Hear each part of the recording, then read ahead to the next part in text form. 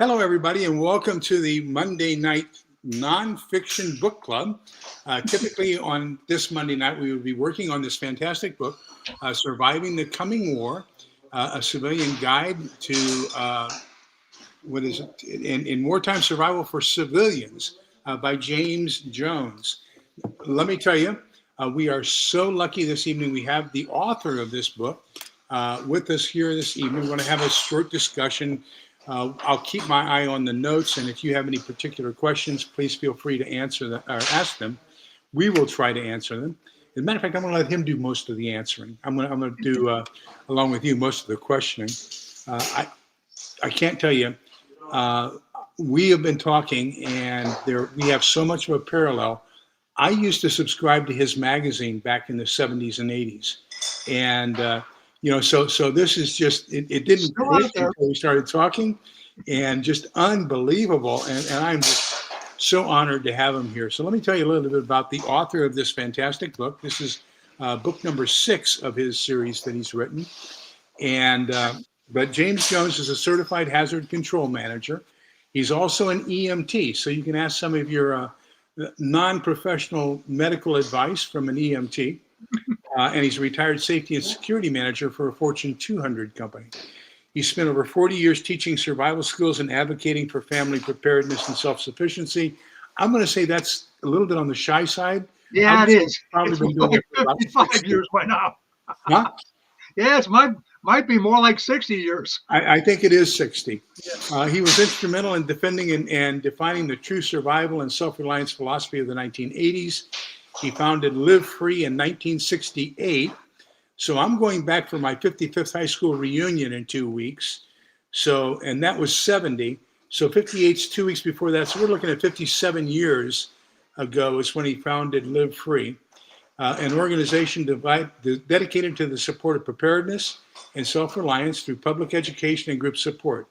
He's written articles for many national preparedness magazines, has authored 6 books from Skyhorse Publications: Advanced Survival, Total Survival, 150 Survival Secrets, The Ultimate Book of Survival Gear, and the Prepper's Medical Manual. Now, let me tell you, the Prepper's Medical Manual was the first aid book in the prepper field until Dr. Joe Alton put out his book. So I would say that if you want a good, inexpensive first aid book, make sure you go get a copy of the Prepper's Medical Manual. It's got military first aid, EMT protocols, and advanced emergency medical techniques. His articles are also featured on the Live Free USA website at americansurvivor.org. And he's a frequent featured speaker at major preparedness expositions and conducts survival seminars and events for Live Free USA. You can contact him, and I'll put that on the comments here, so if you want to send him an email, you can. And with that, I'm going to let Jim say hello and maybe give us 1 or 2 of his words of advice. I owe you an apology, everybody. We had some water damage to our wood flooring in the living room from the floods we had back in July. And so we've got this end had floods. Then 2 weeks ago, we had our water heater explode on the other side of the living room. So we had our flooring removed and replaced today. We were hoping it would all be done, completed by the time of this live. They're wrapping up right now. They still have to move furniture. They're dusting right now. Maybe a little bit of noise. I apologize for that, but if you can bear with the noise, I'm going to turn it over to James and let him give his own self-introduction there. It's all yours, Mr. Jones. Thanks a lot. And oh my God, did I really do all that stuff? I got a philosophy that I've had through life, a number of philosophies, but one of them was, be sure you do a lot of interesting things so when you get old, you'll have good stories to tell at the bar. Amen. And I have a lot of stories, so I try to stay, we've got a limited time, so I can't tell all of those stories. But yeah, one of the biggest questions I get, so I know I'm going to get the question sooner or later, so I might as well take care of it now. No violin music, please, but I'll tell you how I got into this, okay? And it's a little different. People ask, were you in the military or whatever, rescue squad? It's kind of built into my DNA. I had a hard childhood. Okay, my parents were both alcoholics. Um, Lots of times we had no electricity in the house. Sometimes we had no gas for the heat. Back in those days, by the way, you had coal for your heat. So I would go. If you could picture a 10-year-old with his sled going out to get firewood to try to heat the house. Um, no heat, little food. I'm writing my life story, and the title's going to be ketchup sandwiches because that's what I had to eat sometimes.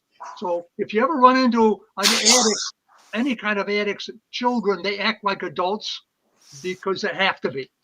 They, basically, when you're 7, 8 years old, you realize, hey, I'm on my own here. But anyhow, I had a pack back in those days. Every kid had Boy Scout or Army stuff because the war was just over. So I had a survival pack. I wouldn't have called it that then, but when I was like 8, 10 years old, I had a survival pack. Sometimes I would go out and live in the woods and build a debris shelter and stay out in the woods overnight, and nobody missed me. But that's made maybe what I am. So we were evicted from our home when I was starting high school. So I lived in the attic of an old hotel. Didn't have access to my own bathroom. I had to share the bathroom with everybody else on that floor. No kitchen, no bathtub. I mean, I went through a lot of rough times. Had worked 2 jobs through high school. In fact, I'm doing an urban survival thing for TACTA in a few weeks.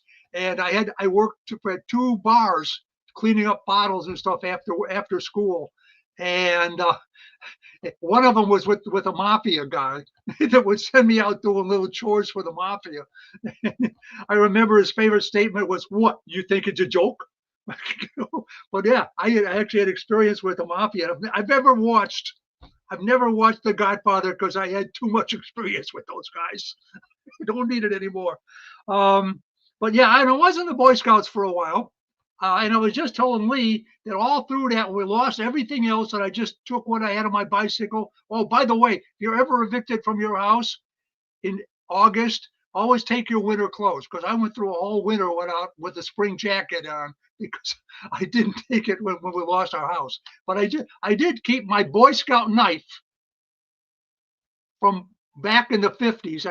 Somehow I had that survival instinct. Okay, I kept my Boy Scout knife. And I kept my original 1950s circa Boy Scout manual all these years. It sits on my shelf back here. So that's it. Not how did I become a survivalist? I was just created a survivalist even before they used the term. Later on, I realized, oh, that's what I am. That's what I do. That's who I am. So anyhow, no violin music. That was a rough deal, but I learned a lot and went through the school of double hard knocks. So I always say, people say I'm old. I say, yeah, I went through a lot of trouble to get this old too. So that's my story there. So questions or whatever you want to ask. Well, I just noticed that Rick has joined us. He's there with Ready Magazine. I told him that I might invite him on, but I wanted to focus on you.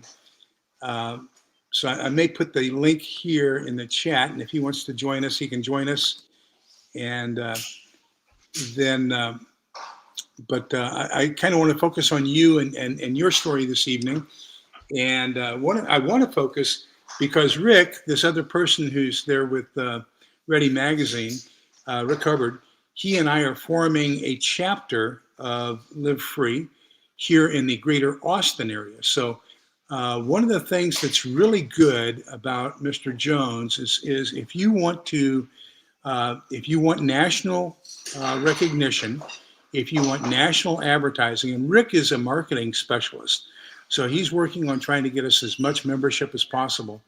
But if you want a national organization that is out helping you find members for your organization that you're trying to form in your hometown, and then this is the place to go.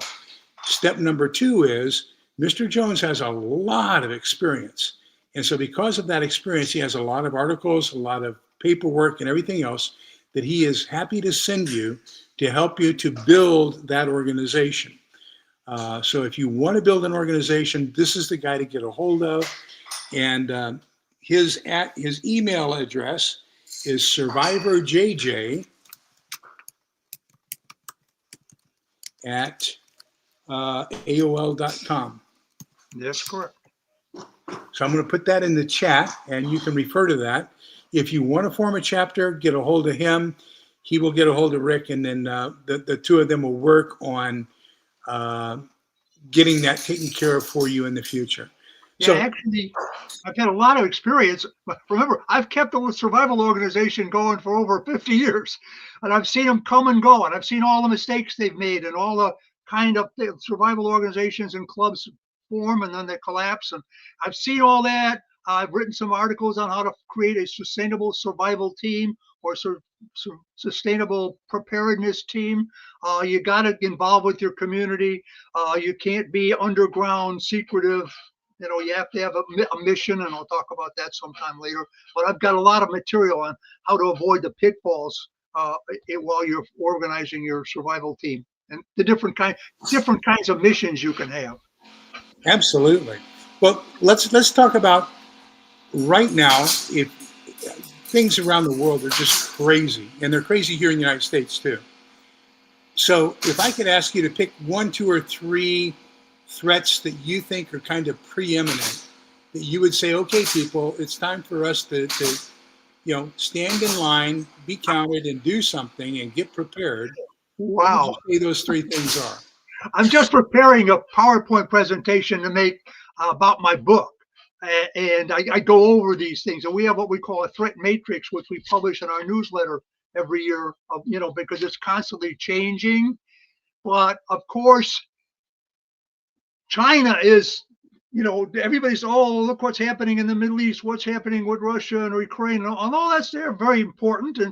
But it's kind of like the Toreador's cape, it distracting us from the guy with the sword, and that is China.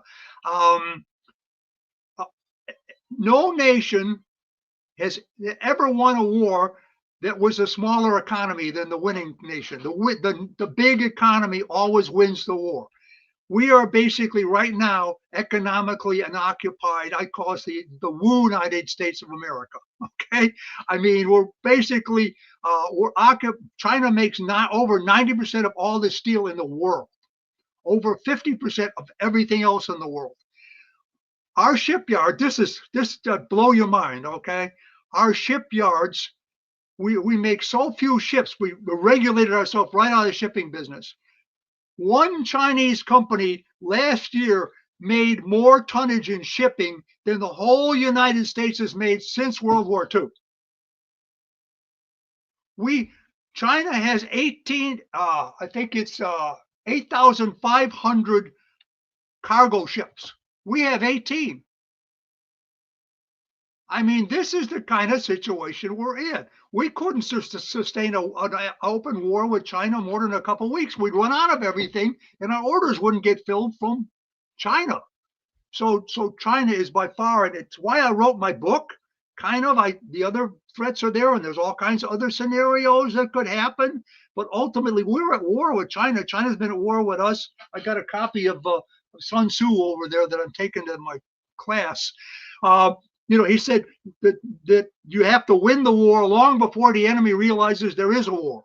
The war is already over by the time the war starts, and we're there. We're in a horrible situation, and it's not easy to fix.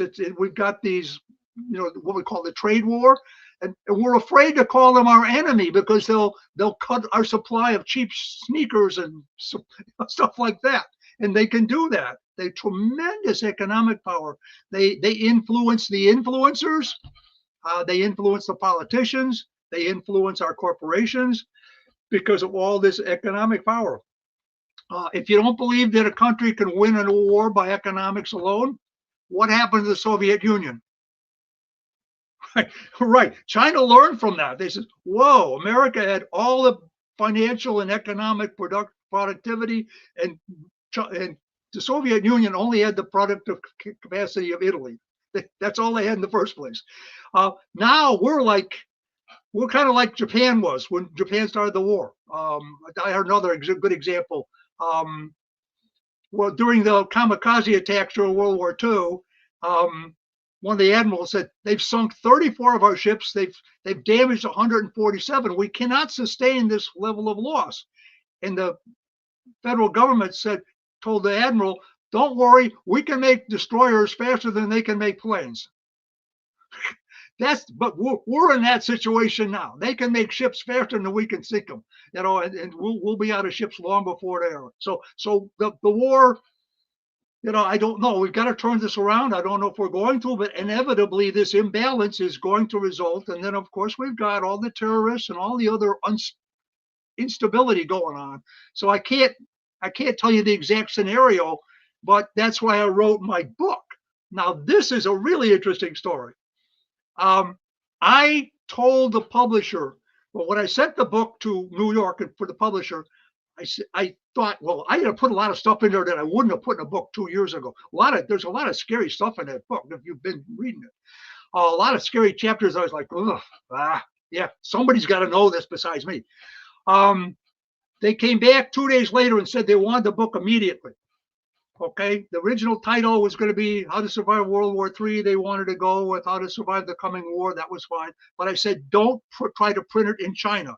Most of our books now are printed in China. Okay, we can't even print anymore. So I said, don't try to print this in China, because I knew they were going to mess with it. And then a month before the book was going to be printed, the publishing house came back to me and said, well, we're going to have to change the title to something about Through It All, a Citizen's Guide to Emergency Survival. We're going to change this. We're going to change that. And I said, wait a minute. Where are you printing this? In China? Oh, no, look at my contract. So I actually took a financial hit so it could be printed in Canada, because China didn't want that book printed, or they didn't want it printed the way it's printed now. So that should tell you where the main threat is. Wow. I actually tried to mess with that book. So if they had that power with my book, think about what they have with other books. There's a book that I read 2 years ago, and the name of it is something to the effect of How China Intends to Destroy America. Mm-hmm. And it's by two Chinese colonels Mm-hmm. of the People Liberation Army Navy. And they said that they followed very closely what we did in Desert Storm. Mm-hmm. And they said that World War III, as far as China is concerned, will not be kinetic in the sense of Army versus Army, Navy versus Navy. We will never know we're at war, and we will lose it before we ever even find out we are at war. That's quite possible. As a matter of fact, in my book too, I talk about 3 levels of occupation. You talk about the enemy wins and they occupy. Well, there's physical occupation where they send troops. They're never going to do that. Okay, no. That would be the worst mistake they could make. But then we're actually economically occupied right now through all their economic power. But there's also technologically occupation, where they just get control of our technology, our camera systems, our data systems, all of that. So they can occupy the country and control it without ever putting a single soldier on our soil, without us ever realizing that we're an occupied country. Well, let's take a look at the flip side of that, Mr. Jones. What can we do? And let's take a look at, and this is a theory they teach us in the military, called left of boom and right of boom. So if you take a look at a timeline, you've got preparations, and then you've got boom, the event, then you've got right of boom, which are the repercussions afterwards. Mm-hmm. What can we do both left of boom and right of boom as this, for lack of a better word, we'll call it an invasion, technological invasion. What can we do to prepare ourselves for it and to be ready to suffer under it?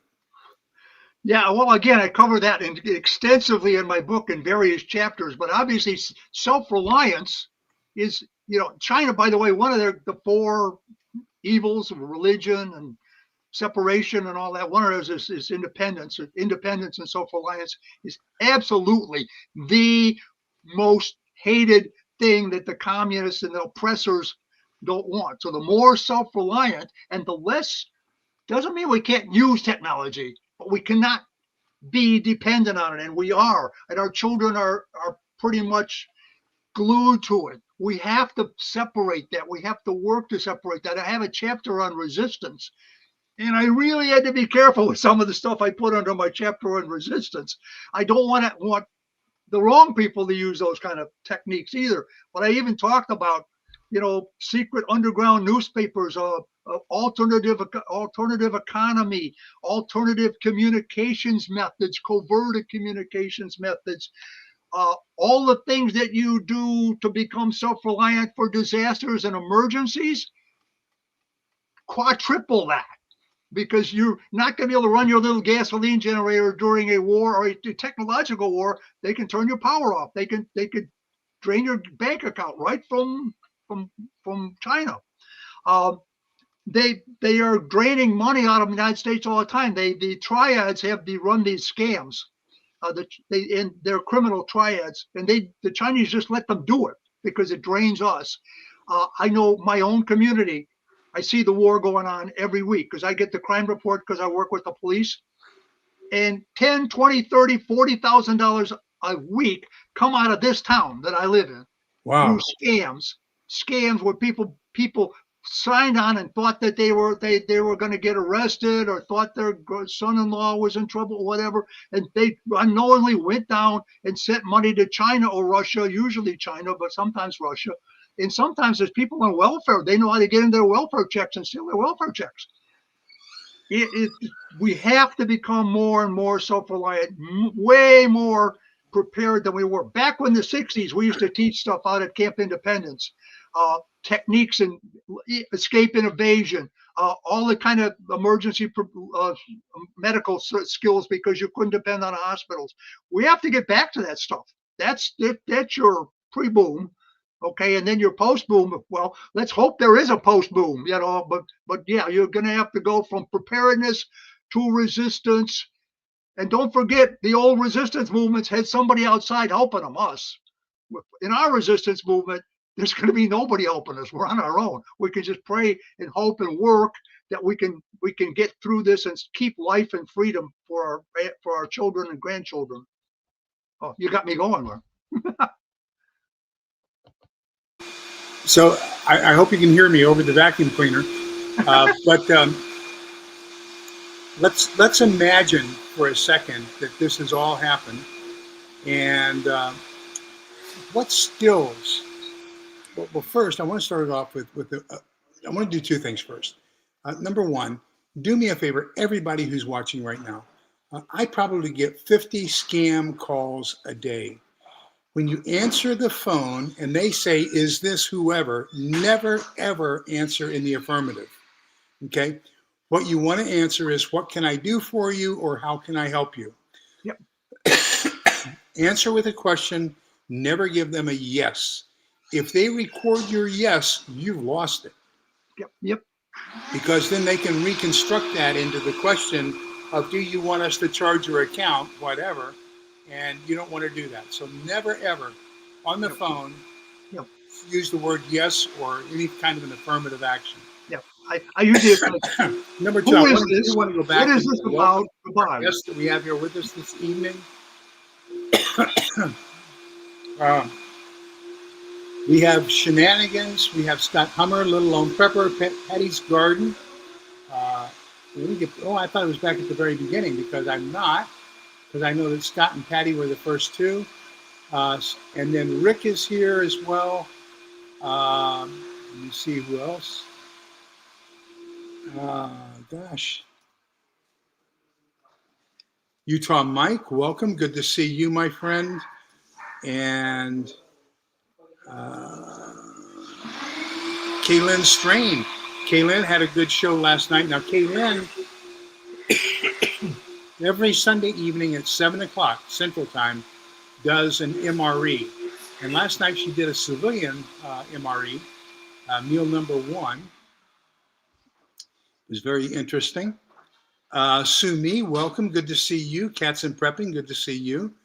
And Higgy Homestead, great to see you again. Welcome back. Let me see. KP Heathen, I think I said. And gosh, we're looking good. All kinds of great people here this evening. I'm going to race through here a little bit more. Laura Mannion. Thank you all so much for being here. King Corso, good evening. Leslie G, good evening. Um, Gosh, thank you all so much for being here. This is really a treat for me, so I hope it's a treat for you as well, getting a chance to talk to Mr. James Jones. But now, so we're talking basically about the fact that we can be technically overrun, we can be financially overrun, and a lot of the things that we think that we have prepared for ourselves probably aren't going to work.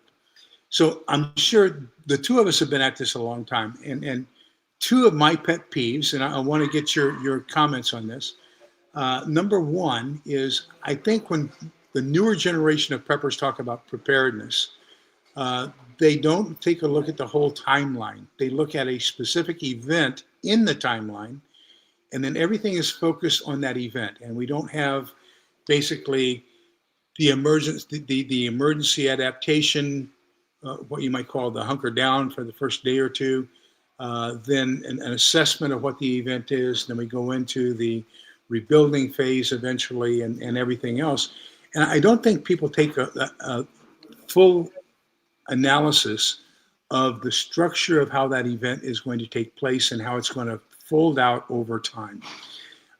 Then the second part of that is, I think because they don't do the analysis of the timeline, people don't place any emphasis on, I think people place too much emphasis on barter items and not enough emphasis on fungible items. So tell me your thoughts about that. Well, particularly with the war scenario, okay, you mentioned, okay, the focus, especially since the 90s, when sort of the survival movement kind of collapsed because everybody thought the Cold War was over and everything was going to be okay. The focus went back to disasters, okay, rather than what I call wartime, war zone, combat zone situations. There's three levels. Um, so yes, the emphasis was on a given time and a given scenario. You could leave the disaster area, you could hunker down and wait till the disaster went away. You can't do that with a wartime like we're in now. Everything is getting worse. Everything's getting more expensive. Everything's getting more dangerous. It's constantly developed, and it's chaos. You cannot predict. I'm a big believer in chaos. So people that have this obsession with order and normalcy, I learned over the years. I never found, like I was an accident investigator, I never found an accident that didn't have less than 3 or 4 causes. Okay, that's the way the world really is. Okay, so you have to be prepared for chaos. So you have to be prepared for everything. But in world war scenarios, which we are already in, goes on forever. I can guarantee you the people in Gaza, the people in the Ukraine, and the over 100 other wars that are going on right now, by the way, did not think it was going to go on for the year and another year and another year and another year. But that's the way we are. We're almost in a permanent state of war in the world, and especially with China and Russia and all that. Most of the world people, by the way, live under tyranny already or some form of tyranny. And we're next if we're not careful. But yeah, and as far as barter, I put a chapter in barter, and there certainly is a lot of things you want to put away for barter and trade, and it's a little hard to tell how a war economy would play out. Okay, depending on how bad things get, I think we're going to have rationing. And it won't be, by the way, there's a copy in my book of my parents' rationing stamps. Somehow I still have a copy of my parents' rationing stamps. How much gasoline, how many tires, how much sugar, how much of this. Only they'll give you a credit card. And you'll be able to go to the store and you'll be able to buy just so much of this or so much of that. We're getting there now already. As far as China, since China controls the supply chain completely, pretty much.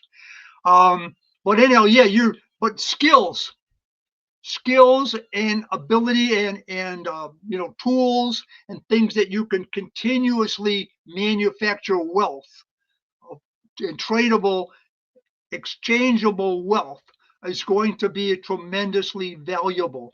whether they use, I read one survival book where ammunition, like 222 cartridges was worth a bottle of whiskey. We don't know what the trade, it might still be dollars. It's just the United States government won't be in control of it, but there's still a piece of paper that says it's worth this. I don't know. By the way, the money was Chinese invented too, by the way. Paper money. But nevertheless, yes, you have to be prepared to do something besides just store up on stuff to trade and barter, although that could be important depending. And also in my books, I cover up people who live in apartments. How much stuff are they going to store? A lot. We all, I live in a house. I didn't always live in a house. I used to live in an apartment that was smaller than my basement. So you can't store all that much stuff. But if you have skills and tradable things that you can do, that is what's going to help you survive. One of those things is medical, but there's a whole lot of others: automobile repair, gunsmith thing. We don't really have skilled labor. We don't have a skilled labor force anymore. So we have to. The survival people have to develop that ratio. We have to be able to fix stuff instead of throwing it away. And I'm pretty good at that. I had to do that all my life. I had to fix stuff. In fact, that's a mental thing with a survivalist. Not who can I get to fix this or where can I buy a new one, but how can I fix this? So that's one of the things that, in my 10 principles, I talk about that kind of thing. So I hope that answers your question. I'm muting my mic, so I need to unmute it to respond. But yeah, I think one of the things we probably need to do is, I think it's at the very, very beginning of this book, your 10 principles. And if not, then would you go over those for us? Because I think they're very, very important. Yeah, these were developed both from management courses that I went through, because I was a manager for a big corporation, and from several survival books and from personal lifestyle. And by the way, as you listen to these, remember, these are not just for survival. They actually apply to everyday life. As I developed it, they're actually a philosophy. But I'll go over them real quick, okay? The first one is anticipate. You have to be able to look forward, look ahead, as Lee was talking about. Look ahead to what's next, what's going to come after this, what's going on. So you have to be thinking ahead. So anticipate and say, yeah, this could happen. I have to have a plan for that. Be aware, and that's the old military: observe, orient, decide, and act. Be aware of your surroundings. Don't be walking down the street. When I lived in Chicago, I couldn't walk down the street with my nose in a phone or whatever. I had to be aware all the time of what I was at, and that was part of urban survival. So anticipate was the second one. Or first one, be aware is the second one.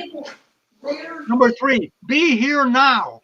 That means, in other words, you really want to be where you're at, not daydreaming, not wishing something was a different way.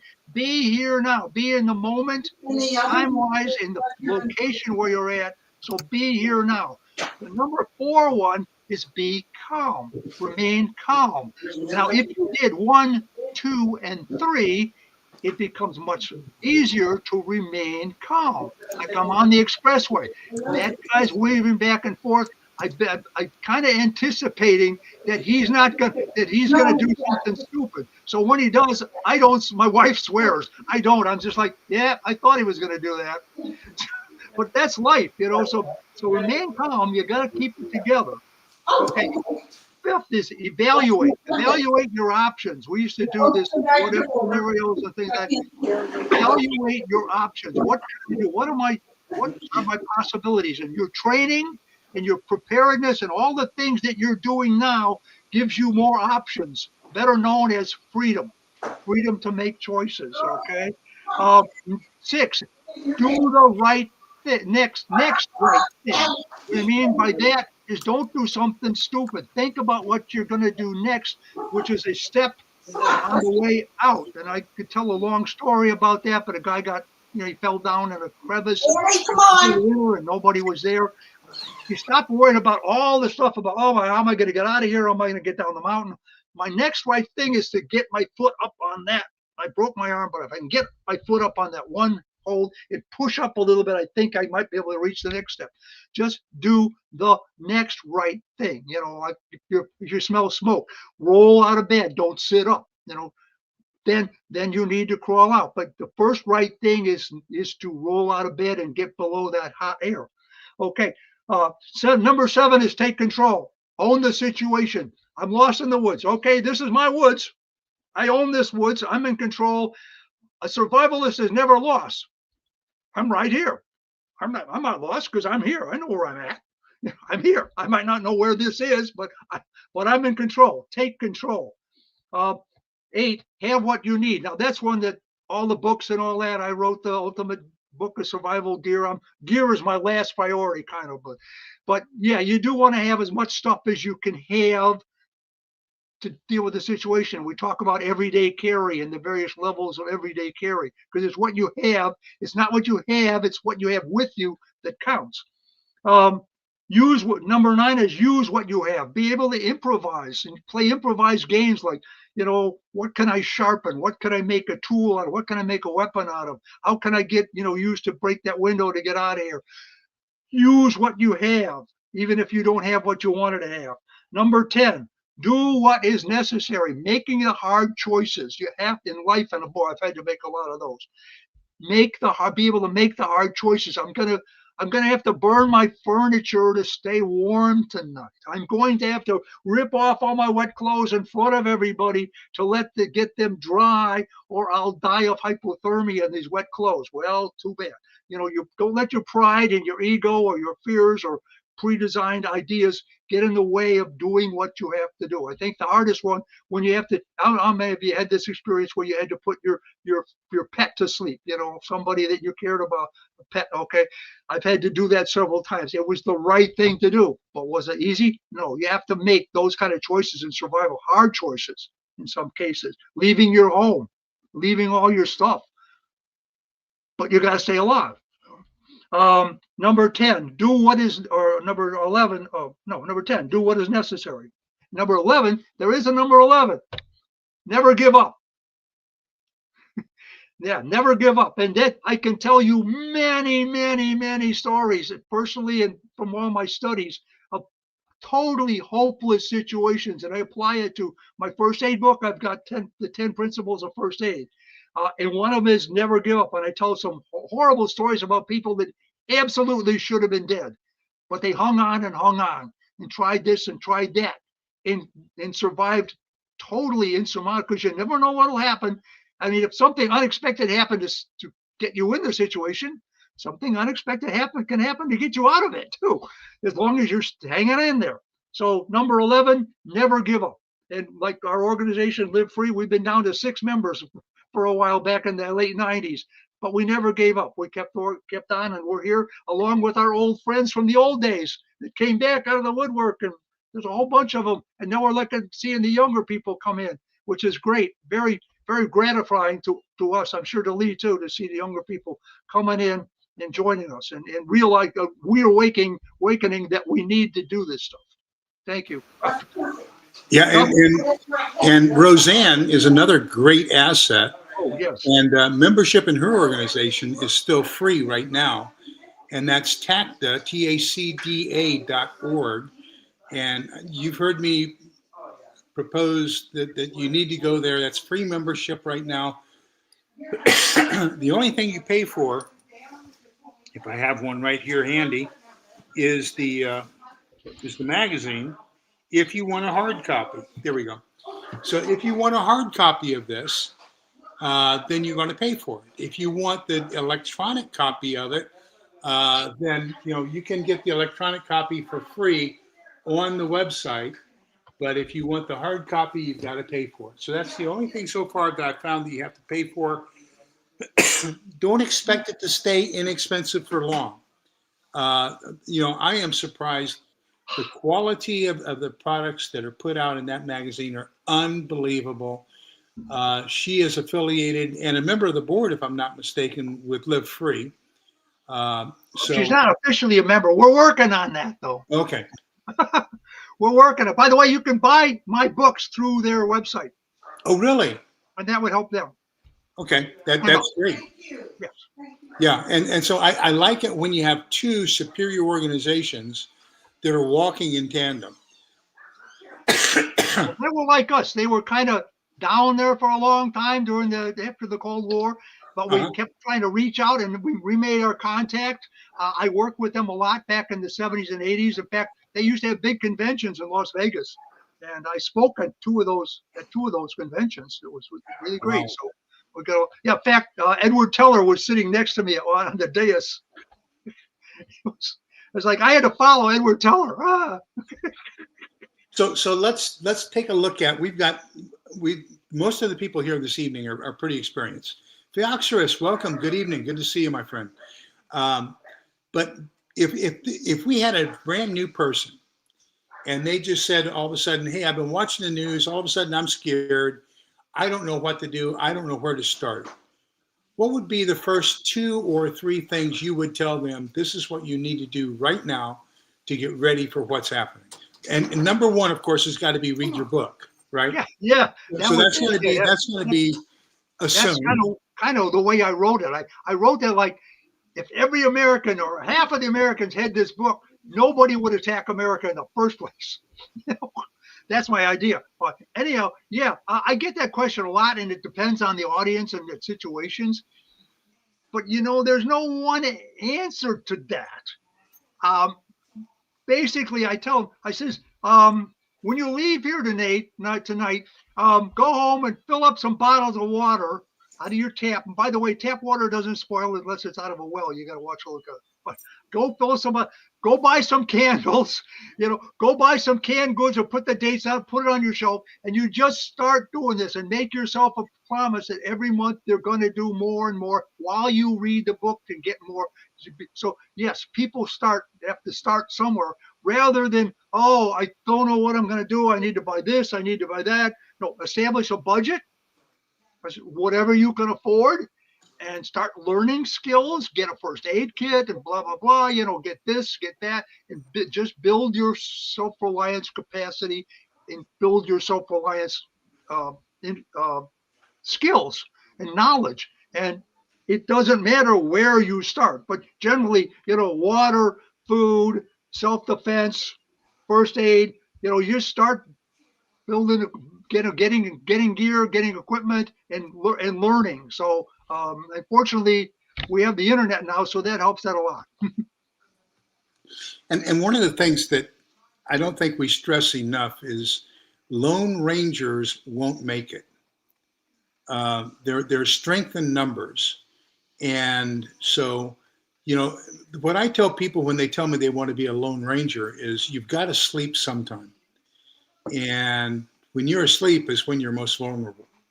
So it's always best to be at least a pair so that one sleeps while the other watches. But the more you have, the more skills you have, the more opportunity there is for defense, the more ideas.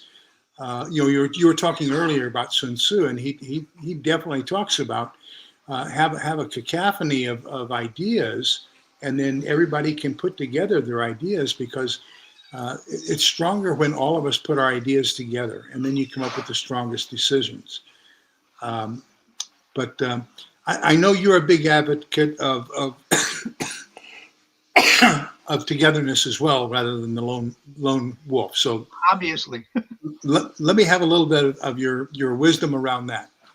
Well, one of the things is that it's up to you. Certainly, your family. You need to, you can start little discussions. I bought. Hang on, I think I got my pocket here. Actually, I was at the store recently, and we have Menards here, but it's like Home Depot, and they had these little survival cards.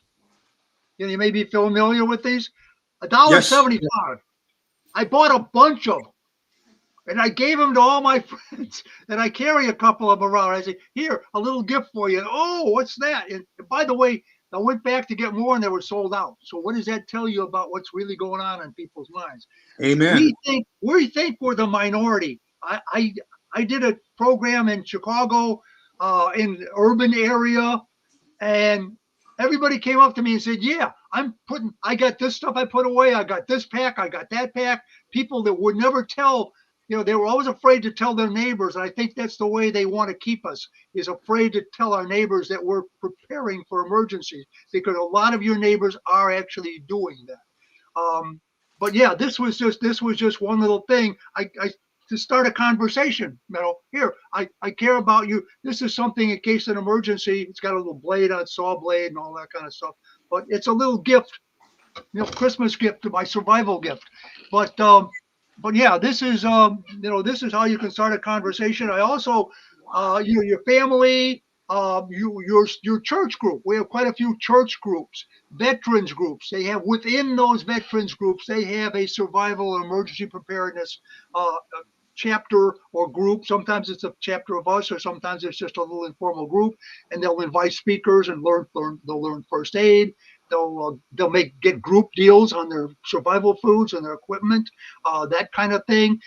Also, and this is up to you, but we as a group, we encourage people to become part of their community. There's civilian emergency response teams. Become a part of that civilian emergency response team. Be a responsible member of your citizen, of your community, and get respect from your community. My police chief learned about what I'm doing. But I was also a volunteer in police service. My wife and I would drive a police car around once a week with the lights and siren and the whole deal. We really had quite a few adventures doing that. I was a couple of years ago, we were the first ones on the scene of a rollover accident, and I'm screaming down the road, weaving around construction barriers and all that. I got 3 police cars behind me because I was the first one on, and I said, gee, I'm 82 years old. I didn't think I'd be doing this when I'm 82 years old. But yeah, get involved with your community. Get the respect of your police department. We have people that work with the Red Cross. We have people, civilian response team. You're going to get to know what's going on before anybody else does, and you're going to get the priority. And you'll be surprised how many more people you'll find that are of like-minded people. So be a responsible part of your community, not the hermit or the secret guy that's hiding under the bed, or has a bunker. Hunker in the bunker doesn't work for me. Oh, and remember, you're not Rambo, and neither was he. Yeah. Here's Lee's ambulance advice. When you leave Monterey, California, and you're going to Pacific Grove, which is the actual out on the peninsula end, in between is the Presidio of Monterey, California, where I went to language school. That you go under the Presidio. So there's a tunnel that goes from Monterey under Presidio into Pacific Grove. Mm-hmm. If you are driving an ambulance and traffic is stopped because of the red light on the Pacific Grove side of that road, or Lighthouse Road, do not turn on the siren while you're in a tunnel, because you may have some of the tiles come off the walls and ceiling when you turn on the siren. Wow. Oh, that was the neatest thing. I had a switch. My first switch was the light, the front lights, or the back lights. The second light was all my lights. The third light made all the lights turn green for me. Mm-hmm. Yeah. Yeah, they have that. They call that Opticon. So here's what you carry something different than I do, but here's what I carry in my wallet. And most people don't have one of these. It's a personal dosimeter. Oh, that's cool. I like that. All right. So we've got pretty much a plan for people to do. Number 1, read the book. And number 2, contact you. See if we can't find a group of like-minded people in their area. And I like your ideas about some of the groups to seek out that are going to have a high preponderance of likelihood of being like-minded people. And another one, of course, is we're very lucky here in where I am. We have an LDS Provident Living Center. And so they're open Saturday mornings and Tuesday evenings. And if you just go, you don't even have to go buy anything. Just go hang around. I am now on the email list for the ward where I am. And, they keep me informed. It's a great community. Now, they will try to convert you. I will tell you that. But you can say, no, I'm here for the survival stuff. And I've been buying from my local LDS Provident Living Center now for 20 years, and they know me. And but it's a great community, and there's nobody. I don't think there's an organization in the United States as prepared as the LDS community. That's great. Well, I'm the crime watch captain for these 2 blocks. They were when we came over here from Illinois. They were like, "Oh, Illinois people." Okay, they call people from Illinois FIPS. I won't tell you what the F stands for, but the other one is Illinois people. But anyhow, they learned. I'm the crime watch captain for 2 blocks here. We were in volunteers and police service. They have a volunteer fire department. We weren't eligible, but I also encourage you. Most towns have a volunteer fire department, so if you can join that, that's another thing you can get involved with your community. Or police reserves. They have all kinds of those. You get a lot of training. Mm-hmm. So I encourage you to become involved in those things. But if you can't, then you're going to have to form your own group, and it can be a group of 3 or 4 or 5 people. It doesn't have to be a huge organization. But I can help. I've got all kinds of information, and we can help you through. If you just want to be informal or formal, whatever, we're here to help. That's all we're here to do. So, but yeah, in fact, I don't know. I talk about great community. My community here, which is Munster, Indiana. I'm afraid to say where I'm at. Munster, Indiana. We have the 2nd lowest crime rate in the entire state of Indiana. Now, I can throw a rock into Illinois, my front yard. We're right between Gary, Indiana, and Chicago, but yet we have the 2nd lowest crime rate in the state. So what does that tell you about what a community can do to make itself safe? Everybody cooperates, everybody gets along.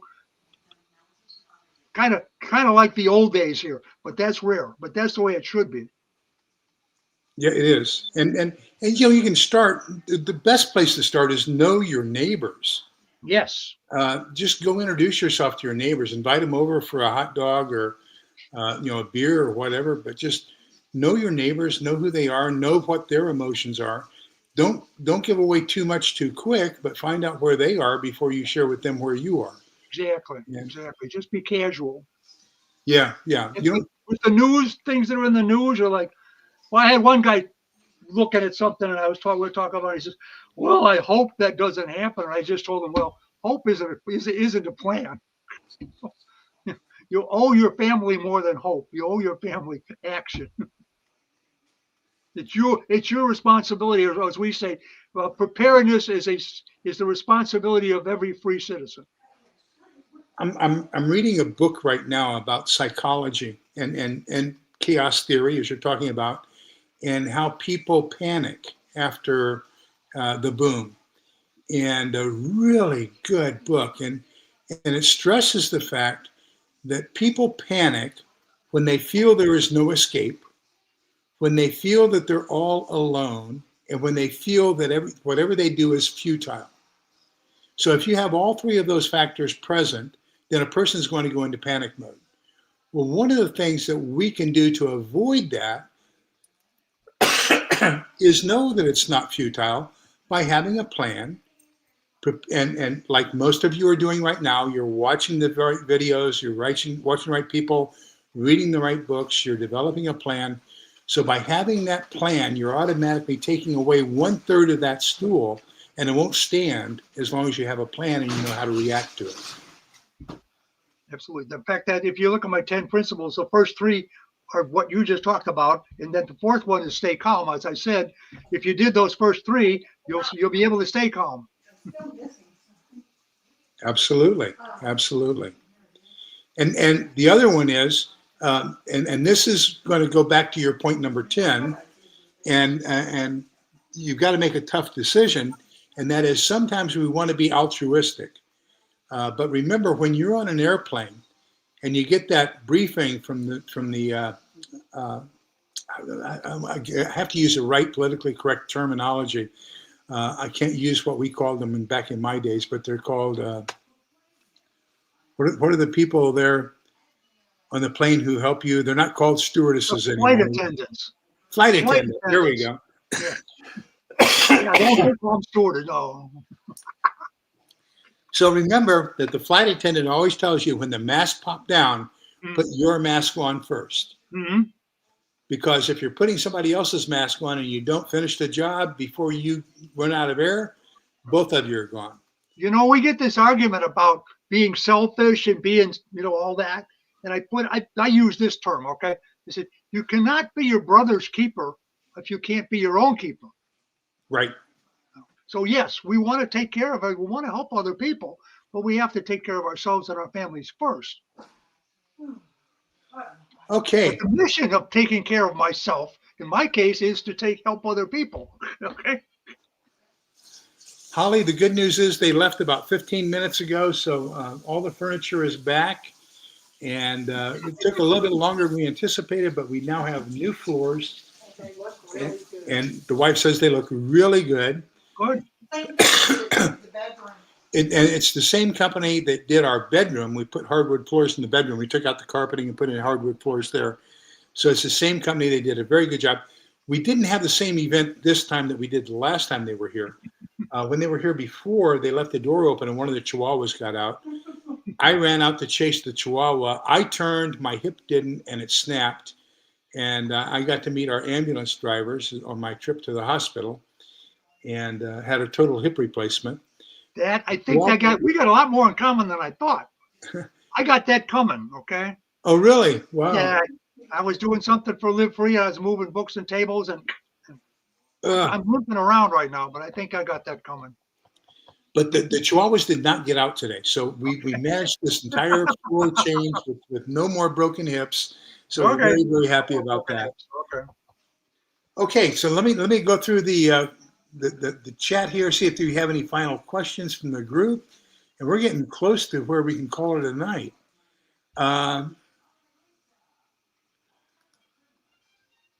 So I guess there was a discussion about leaving and knowing you can't go back. Would definitely be hard. That would be one. Higgy Homestead says flashlight and fire extinguisher. Keep both of them by your bedside. Okay. Yeah, actually, we have a whole thing on what to keep in your bedside in our newsletters and in our publications, or what to keep in your bedside drawer. We were one of the first ones to recognize that there were certain things you needed to have in your bedside drawer because bad stuff happens while you're asleep. Yes. And so the other thing is make sure you have both a carbon monoxide detector and a smoke detector in the room where you are. Keep your carbon monoxide detector at waist level because carbon monoxide is lighter than air. So it's going to, carbon monoxide is heavier than air. Yeah. So it's going to sink. And then smoke is lighter than air and it's going to go up. So you want to know where that safe zone is. So you need both a carbon monoxide detector and a smoke detector. But fire extinguisher is a good thing I mentioned. And in my book, I go over how to use a fire extinguisher. I was at a gun show years ago, and a guy was selling fire extinguishers, the big fire extinguishers, for $10 a piece. Yes. Full size. And they were certified because I used to certify, so I know what certified is like. And everybody's buying guns and ammo, and nobody's buying fire extinguishers. And I'm like, you're a lot more likely to lose your life, and you're a lot more likely to use everything you got from a fire than you are from a home invasion or a war or whatever. There are two things that scare the living daylights out of me in a post-apocalyptic world. Number one is my neighbors are not going to have control over their trash and sewage. And so the rodents, the insects, the animals that are going to be attracted because of that, the disease is going to be rampant. People need to study how to dispose properly of waste and human waste and trash. That's number one. Number two is fires are devastating with a professional fire department. And in a post-apocalyptic world, we will not have professional fire departments. And, we're going to have another Chicago event. It's going to be the whole city goes. That's all there is to it. Because homes are so close together, if you don't contain those fires, it's going to just spread like unbelievable. Yep. So make sure you know how to fight a fire. Make sure you get plenty of fire extinguishers. Do what you can to be fire safe. That's going to be number one. Also, like over in Europe and during World War II, people buried their valuables in the backyard because they knew their house was going to burn down. When these fire bombings and stuff like that, they had certain plans that they could take with them, but they also had fireproof safes and things like that. So that if they came back and their house was burned down, at least their valuables were preserved. I think you have to think about that kind of thing too. Amen. Amen. So let me see here. So Little Lone Preppers are talking about doesn't want to be a loner, and Rick said that we can help with that as far as getting her hooked up, hopefully with other people, like-minded people. Here's a good one. Holly Ivans is recommending that you have good walking shoes, and ROI gear works. So yeah, make sure you have good hiking shoes, good walking shoes. Let me see if there's anything else here. Yeah, I keep my boots with my survival pack. And Yes. I toast them. Kaylin's happy. I have my house back. Amen. So are we. Yeah. We've been confined to the bedroom,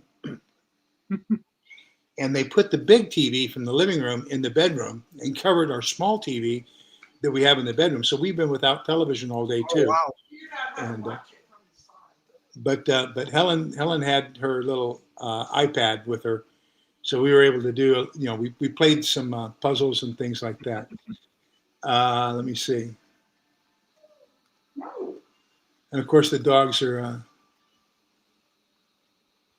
All right, so Rick says he's going to rerun the article. I think that's the article on the nightstand is what we're talking about, Rick. Mm-hmm. And yeah, and the other thing I would tell you is one of the things that in the Army that we treasure beyond anything else, two things. Number one, foot powder, and number two, socks. Good point. So I probably have 4 pairs of socks in my bug out bag. I will take clean socks over clean underpants any day. But that's okay. So Rick's going to run the one on the nightstand. That's great. Well, Mr. Jones, any final thoughts for the evening as we get ready to close this down? Well, I don't know. We've covered it. We've covered a lot of material. My final thought, I guess, would be I'm very mission oriented. Everybody out there, take a piece of paper and write down what your life mission is. Why are you here? What are you trying to accomplish? A lot of people go through their whole life and they get to the end of it and say, "Oh, this isn't where I wanted to be." Well, you got to know where you're trying to go. So I'm very mission. I talk about your life mission, your family mission. So think about the reasons why it's important for you to survive, because that is what's going to keep you alive in an emergency. The other thing is no matter where you're at in your journey to preparedness, just keep going as well as you can. Stay focused. Don't get distracted by influencers and all this kind of panic mongers and all that kind of stuff. Have your program. Focus on what you need to do. Don't panic. Don't join the Panic of the Month Club, but just keep focused on being better prepared and more self-reliant. And I'm just going to say it: live free and survive. Yeah, if you're being told something that doesn't make sense, don't follow it. Yeah. It's that simple. Make sure you feel good about it. Okay, so as we normally do, the book of Numbers, chapter 6, verses 24, 25, 26. The Lord bless you and keep you. The Lord let his face shine upon you and be gracious to you. The Lord look upon you kindly and give you peace. So thank you, everybody, for being here. Do me a favor. Come back and leave a comment after this is all over. If it's your first time here, we would love to have you as a subscriber. I want to put the banner back up with the website. So here you go. This is www.americansurvivor.org. Please check that out. Yeah, and feel free to email me at survivorjj@aol.com. And we can do that as well. I will not ghost you. I will answer you. Might take a while, but I'll get whatever you need to ask. Okay, so there we go. It's survivorjj@aol.com. So as we close, remember that we're all in this together so we can come out the other side together. Please continue to be kind, polite, and respectful to each other because togetherness is the only thing that's going to see us through this. Take care, everybody. Thank you for being here. Have a wonderful evening. See you next Monday. Thank you for having me. Bye-bye. Enjoyed it.